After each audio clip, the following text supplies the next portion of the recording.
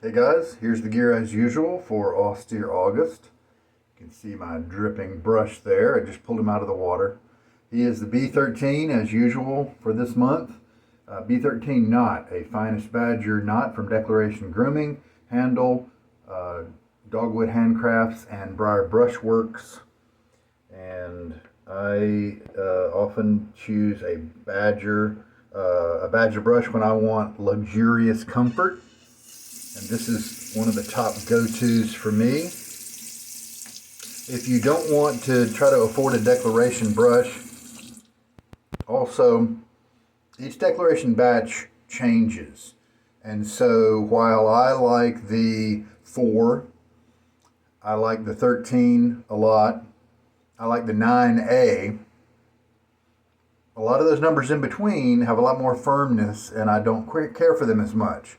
So if you're going to get into Declaration knots, make sure you do your research to get one that will fit you instead of just thinking that an expensive knot is going to always be good, right? This is just not the case. It may, like me, even a B5 is pretty nice. It's got a lot of backbone and has to be lofted high for me to really enjoy it. At the stock type loft, I don't really enjoy it all that much. It doesn't have very much splay for me, even though the tips are super soft. So do your research so that you're not disappointed with a big purchase like that. The Nacet blade, 563 will be the count for today's shave. Midnight Stag is the scent for the soap from Chiseled Face and the splash and the cologne. The Timeless Open Comb 68 gap stainless steel razor is the instrument of face torture for today.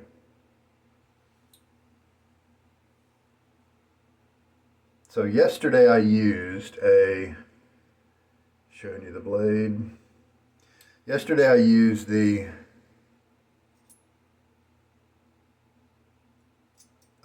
bowl that didn't have any texturing or anything like that. To see a couple of things. Number one, just to kind of show you guys that it doesn't really matter if it's a textured bowl or not. As long as, for me, the size, the shape is the most important thing by far. Size especially. If it doesn't hold the amount of lather you're going to generate, or in the case of a big knot like this that has a lot of splay, if you're moving that knot around, if the bowl is too small, it's just going to spill out, you know. Even a normal amount of lather, like 3 passes, and that's my real gripe with a lot of the existing lather bowls that are out there right now, and have been out there for years, which is why I love my 3D printed ones so much. And even Roger Quinn, who designed this lather bowl, and he printed this one out for me, and he sent me one and photos of it, and I was able to provide a little input, and I made a few tweaks, and one of the biggest ones was to have him increase the size. His existing one, and this is what he prefers, a smaller size by about maybe an inch in diameter reduced, and that fits what he wants. But for me, I needed something like this, and this is the perfect size. All right, the blade is loaded. The brush is soaking. Let me get my face all wet. I think one of the things that I asked him to do, I don't know if he did it on all bowls or just mine, was to change the direction of the spirals. He had them spiraling this way, but I knew that in my circular motion, this one was more often used than the other. And so I wanted the lather, if this did any kind of channeling feature to either bring the lather to the center or push it away, I wanted it to kind of bring lather to the center in it. But I don't think it works that way, so it probably doesn't matter too much. I also, I think I asked him maybe to change the shape of the ridges a little bit, and I can't remember if I asked him to bring these up. You know, you don't really need them too much, when high on the thing. But yeah, and this cool thumb rest and brush rest, totally his design, and I think it's ingenious. Any brush that I've really ever tried with it, with very, very, very few exceptions, just sits right there perfectly. And it doesn't fall in, even if the lather's loaded, the brush knot is loaded with lather and water, that sort of thing. This two ridge system here, this two U-shaped system just is perfect, because the first shape goes right where the knot and handle meet, and then the other one is just wherever, And a lot of the other some of the other lather bowls that are even famous, like the Pereira bowl, the fine lather bowl, they have a trough, and it's not angled, it's usually flat. They have a trough that comes out. Well, it depends on where the lumps and the contact points on your brush are as to whether that trough is going to be effective. So this is effective many, many, many more times than that trough style one is. So that was just a bit of genius on his part. I've been trying to think of what to do today for the lather. Let's just do a normal bowl lather, since I can't think of anything better. And by better I mean special, to maybe try to display some type of process. And then yesterday I did 12 swirls, and that was in the smooth bowl. Let's just do 12 again. 1, 2, 3, 4, 5, 6, 7, 10. I'm going to do 10 because 12 gave me some extra lather. 3 passes, something like that yesterday. It wasn't super extravagant, but so let's see if 10 is going to be a good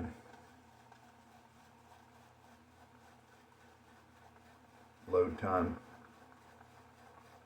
I left more water in the brush than usual when loading, and I've mentioned this a few times. I've discovered that dry loading with a brush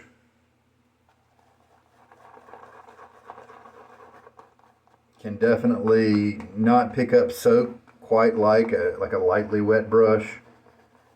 A super soaking wet brush where it leaves a lot of water on the soap tub while you're trying to load, every once in a while, depending on the soap, that can be something that gets in your way to prevent soap loading.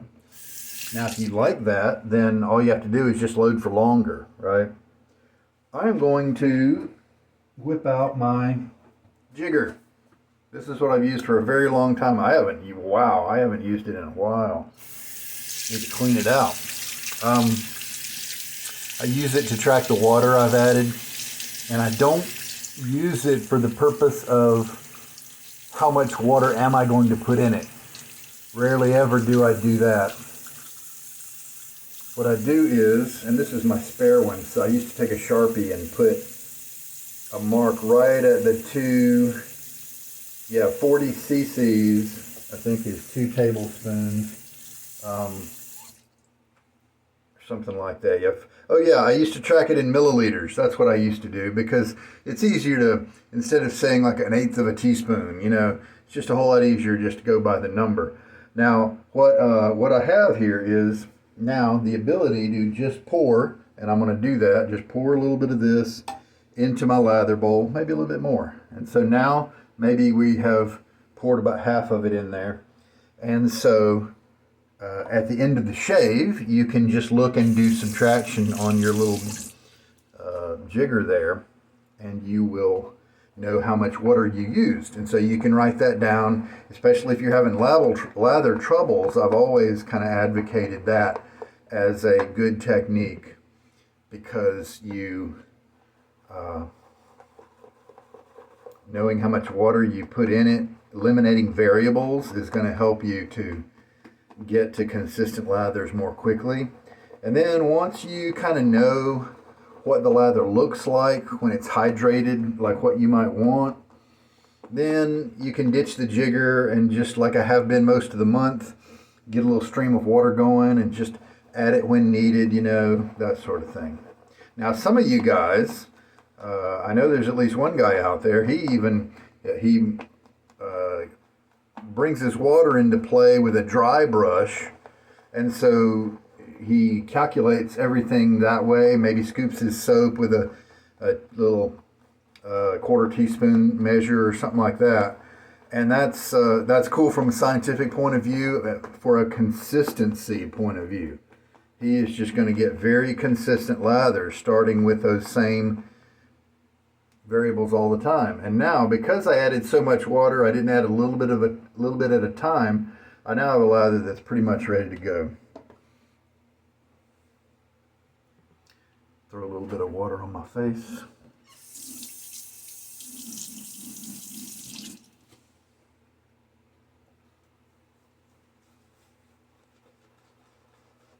It's really funny, and I was thinking about this yesterday after the shave, how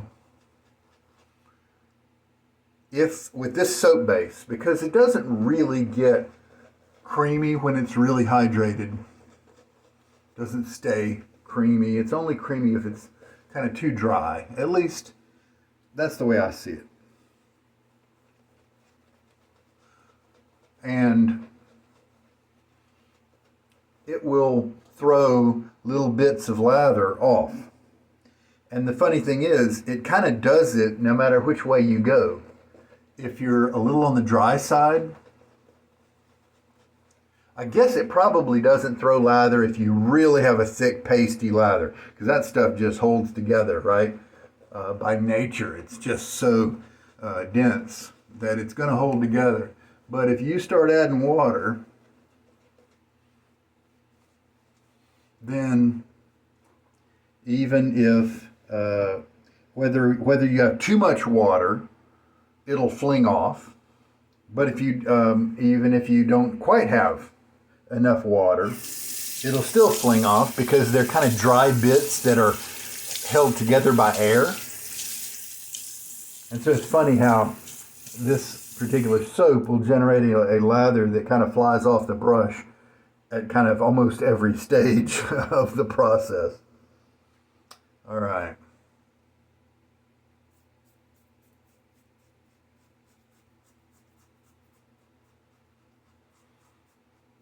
If you have longer stubble, I have discovered a lot of success in doing this kind of technique I'm using right now. Instead of longer strokes, also start up at the top.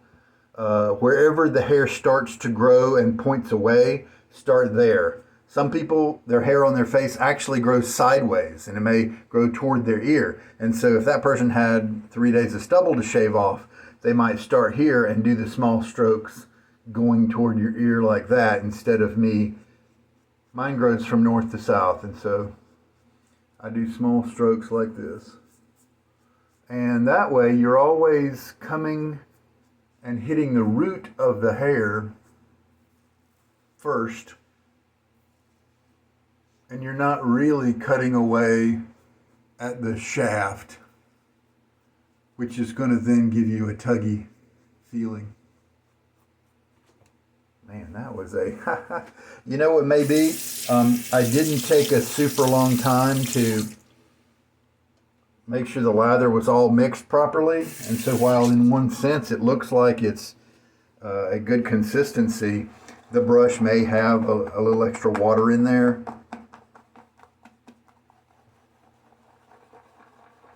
That's just 10 swirls, right?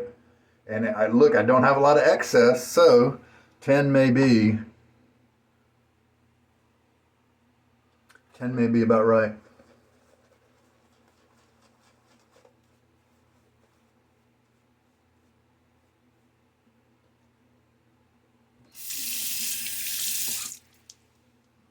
Cross grain now.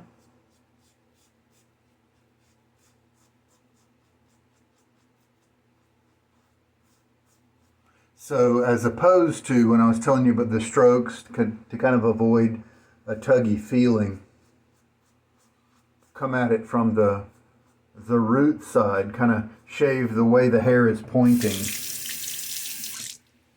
and not do long strokes, because if you do long strokes, then you get some buildup, and then that makes you not hit the root at the right place anymore, and then you end up with the tugging. So shorter strokes. And when I have like 2 weeks that I'm shaving off, for instance, I will, sorry for the pauses, I won't buff it a whole lot. I'll just maybe do it kind of one short stroke in each section and kind of get that tugginess out of the way. And then for some reason that second pass all of a sudden doesn't have any tugginess anymore. It just, because enough of the hair is cut away.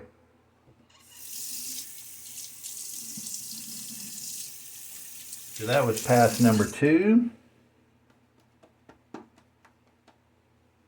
Very nice slick lather today. You can see some people say if you ain't tripping, then you're dripping. I mean, if you ain't dripping, then you're tripping. Because they are fans of a wet, sloppy lather. Often folks with straight razors like a wetter lather than, on average, than the double-edged razor crowd, because it does offer more slickness, and those straight guys definitely want that slickness.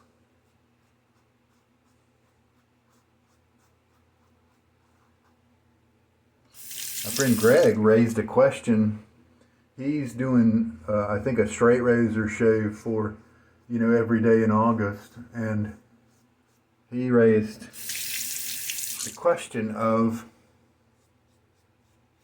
with a DE blade, a lot of guys can, if they really push it and kind of bear with it, they can go a month with a DE blade without too much drama. And then obviously I can go a very long time with a DE blade, no stropping or anything like that. Then why do straight razor shavers, is it necessary for them to strop before and after each shave? Do they need to? I think that's a great question. Now, I'll bet with the wedge, I could see how maybe it was more necessary, but with those really hollow blade profiles where the edge is just super thin, almost like a DE blade, I would say yeah. And I think maybe in his project for August, maybe he's trying not to strop it. I can't remember. I know he raised that question.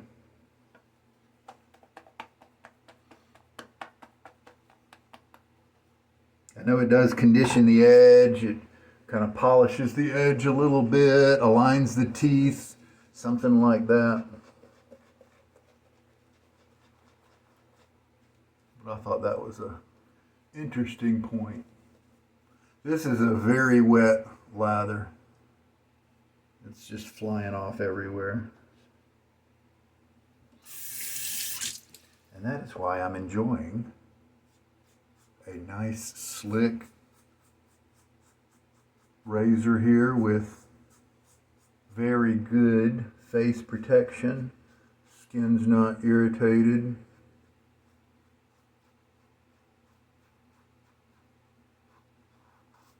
But my shirt looks like a New York statue.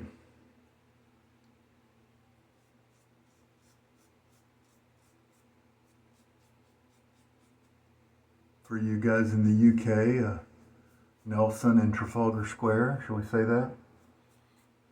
What's a famous statue that birds roost on in other nations? I guess probably about all of them, right?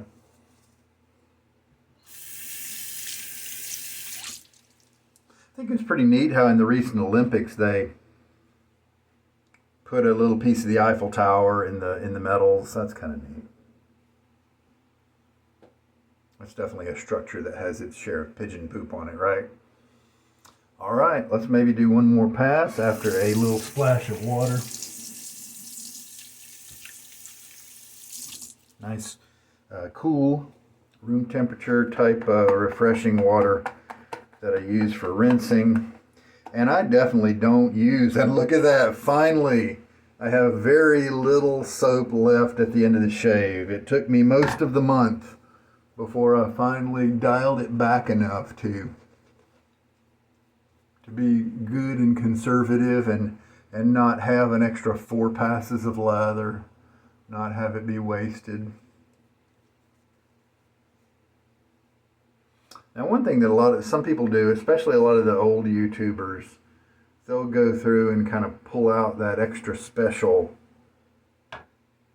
lather. But look, it's pretty much the same lather that I've been shaving with.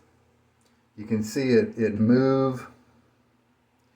And you know what that means? That tells me that what has been inside my brush is the same consistency as what I've been shaving with. It's what is outside of the brush.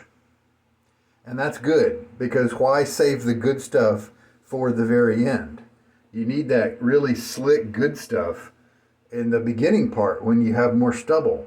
A lot of guys will take this same stuff from their brush that they've squeezed out, and it's all thick and rich and it looks extra special. Well, that just means they didn't do a very good job. And I say didn't do a good job, but maybe this is how they like to do it. Maybe they don't like to take the time to mix everything properly. Maybe they just take it how it comes with whatever time constraint it is. And so they have this nice thick stuff that's in the brush because they didn't worry about, making everything homogeneous.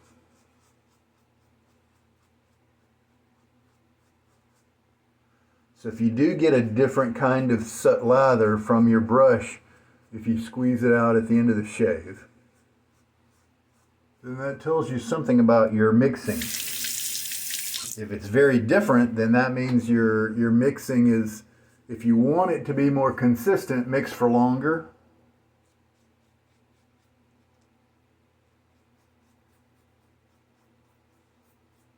It could mean that you've loaded a lot more soap than you need to, because then there's that nice concentrate that's left in the brush at the end for you to squeeze out.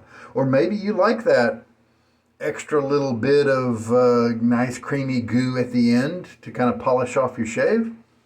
That's your shave. Do whatever you want.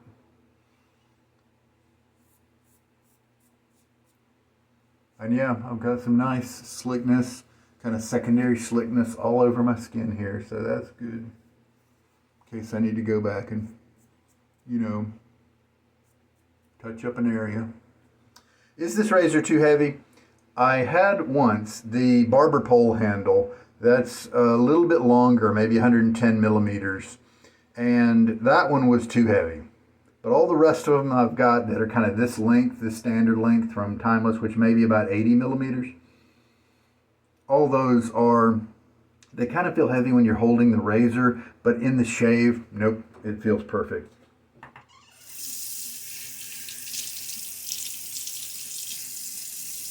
Now that the shaving's done, rinse out the razor head by loosening up the head there. Get some good air and water flow. So 563 is today's count.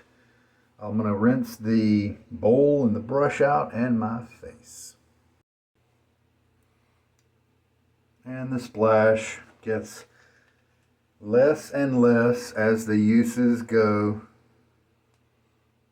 2, 3 more uses. Sometimes it's hard to estimate little liquids like that in curved bottles because it's kind of masking the volume that's in there.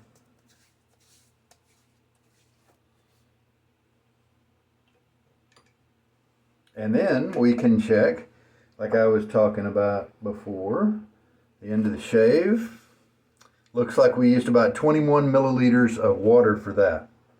So if you kind of come at the soap with a medium wet brush, and it's important to think of all the variables. The brush was medium wet. The brush was 28 millimeter. It's kind of a big knot, and so you can't use the same figures if you have a small 22, and then you need to account for the fact that it will hold less water. It's medium wet. It's going to be less water in it than a 28 medium wet. And there we go. So 21 milliliters. And in fact, that is a number that is often true. Right around 20 milliliters, 20 to 24, 25. That range is often, when I use a lightly wet brush, it's often exactly what I need for a good lather. And then another variable, as you're thinking about the water, how much soap did you load? If you've overloaded your soap because you loaded too long, because you haven't quite figured that part out yet, then that means you're going to need more water to help that soap to become the proper lather. If you've loaded the perfect amount, kind of like I did today, then the perfect amount of water is all you're going to need. So if you loaded less, then obviously the water is going to be in a higher ratio than maybe it should be, and that's okay, because you can just squeeze it out into your bowl and then load a little bit more soap up. All right, now, I finally learned my lesson. After I use the splash, I often have maybe it's the glycerin that adds a little bit of slickness to my fingers, and so it's hard to get the cap off of the cologne here. And so I took that off before I put the splash on, and so now I don't have the slippery grip like before. Everything's clean. We'll put a Sharpie dot on my blue card for the Nacet, and we'll keep on marching forward. Thanks so much for joining me. This is Sugar Daddy Shaves. Have a good night.